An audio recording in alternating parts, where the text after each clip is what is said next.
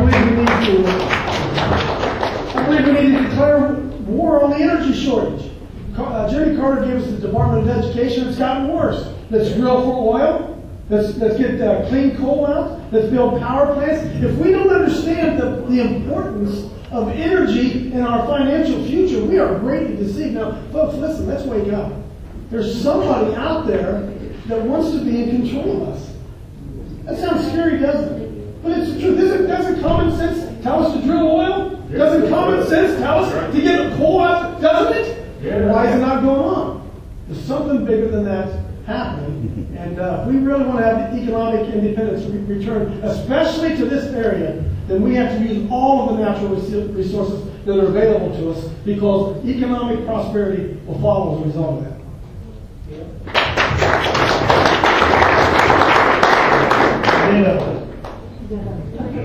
Anybody else have a comment? And my question is there any way to get rid of these lobbyists in Washington? If we wanted them to run our country, we'd have voted for them. Is there any way to pass a law to get rid of them or something?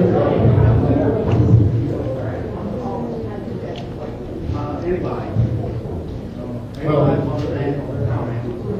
the law does limit the ability of lobbyists to do certain things, including make contributions. However, if you remember, Barack Obama promised not to have any lobbyists as part of his administration, and now he has something like 30 of them in there, working from the inside out. So the lobbyists are definitely a problem in Washington, D.C. I think the problem is not lobbyists. I think it's unprincipled people. That's what I think.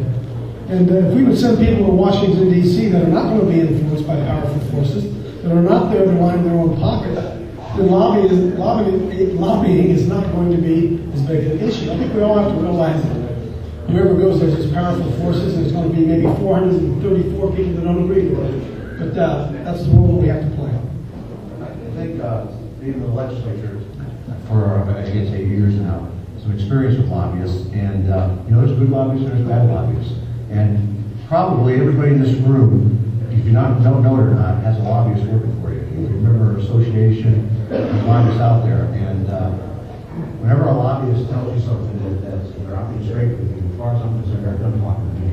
And there's some good lobbyists, some good people out there working for their associations, representing all of us, all of you, and that's part of the process. But as a legislator, you really need to determine if that lobbyists to be straight with you. And I think lobbyists that come in and want something or an issue, they need to be straight and try to get the pros and cons, both sides of it.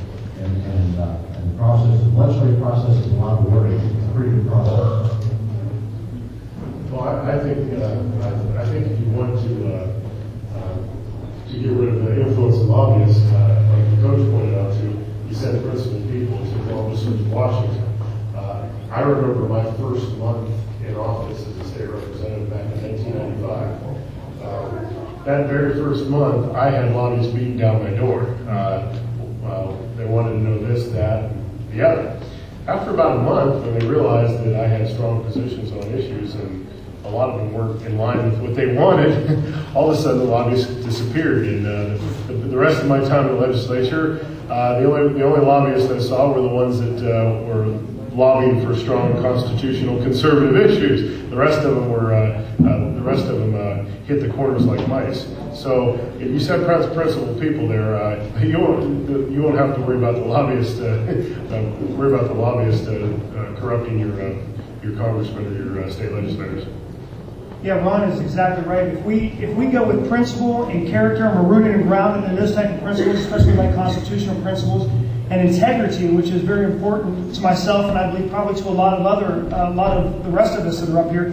When they come to you and they start saying, we stand for this, we stand for that, what do you think? Well, the answer is not what do you stand for. Here's what I stand for. Here's what my principles are. Here's where my mindset is. This is what I'm representing. And if that's in line with what you're standing for, then, come and talk to me. If it's not going to do any good. You're not going to buy votes. if we send representatives that are going to be moved by this kind of thing, so the problem is all representatives, when they sit at this stage, will look at you and say, well, I'm not going to take money, I'm not going to change my vote, I'm not going to be swayed as far as what's promised to me. But it seems like over the years, everybody says they don't, and they go there and they do. And so we need people that have lived their lives, have set a principle that they're not going to do that. It really goes to one of those issues that I addressed earlier, that right now we've got a member of Congress that gets 100% of his votes from here in the district. But if you look at the FEC website, you'll see that he gets very little of his money from the 18th district. When he voted for cap and trade, he got $14,000 from Nancy Pelosi. He gets thousands of dollars from Nancy, and then a whole slew of checks come in from California. He gets checks from Wrangell, and a slew of checks come in from New York. And so what we need to do is not just limit the amount of the contributions of the lobbyists. We need to go to the fact that the contributions, the majority of them need to come from within the district. So not only do the votes come from in the district, but the member of Congress is listening to you because they don't believe their war chest is so big that they don't have to pay attention to you. So we need to put additional restrictions on there so that we can actually work as the constitutional republic we are, with our representatives representing their individual districts first and foremost.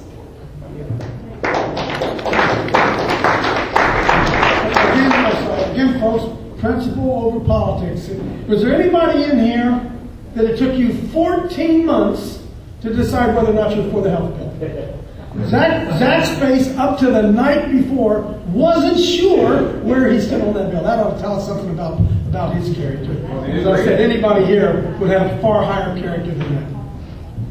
Part of this is what we're here tonight. You're weighing us to see how this person would do when they get up there, you know. But I'm not a person to save a buck and will vote against the Constitution. And I won't do it now, and I won't do it then, because I know what I believe, and I'm not easy shaking for people. And some of the politicians have been up here have changed their grounds, you know, they voted for things before they voted against things, and you see how they've been pushed around by leadership. If they can be pushed around at this level, you certainly know they're going to be pushed around at other level. And I'm not one to be pushed around. Thank you. Commentator's not supposed to say anything about this, but I'm going to put my 2 cents in. One of the reasons why lobbyists have such inordinate influence is because you don't. One of the things that I really like to see is the turnouts for these things, because you're getting engaged. Quite frankly, no amount of money can overcome the people. But the people have become disengaged to a large degree in the political process. Fortunately, we have woken up. Woodrow Wilson.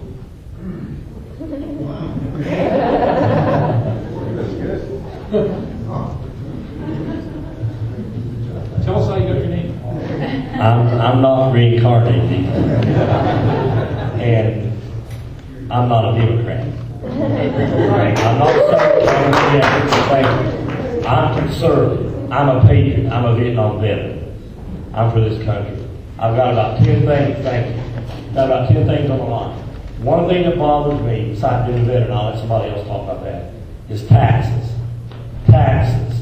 Taxes. I'm sick of taxes. Because I want to know if you're going to cut taxes. I'm fired up. I'm sick of taxes. I've been taxed. I'm retired. I'm still taxed.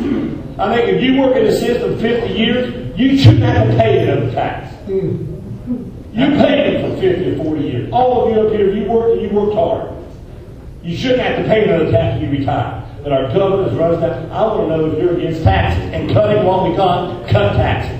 Absolutely, I would cut taxes. I think this is part of the solution to the problem with the economy. We could have kept all the stimulus money. Instead of doing that, we could have eliminated all federal taxes for a year. All federal, not just your income tax, payroll tax, business tax, capital gains tax, gasoline tax, cigarette tax, and it would have been cheaper. And if we put the money back in your pocket, I bet the economy is doing a whole lot better than letting the government decide where the money goes.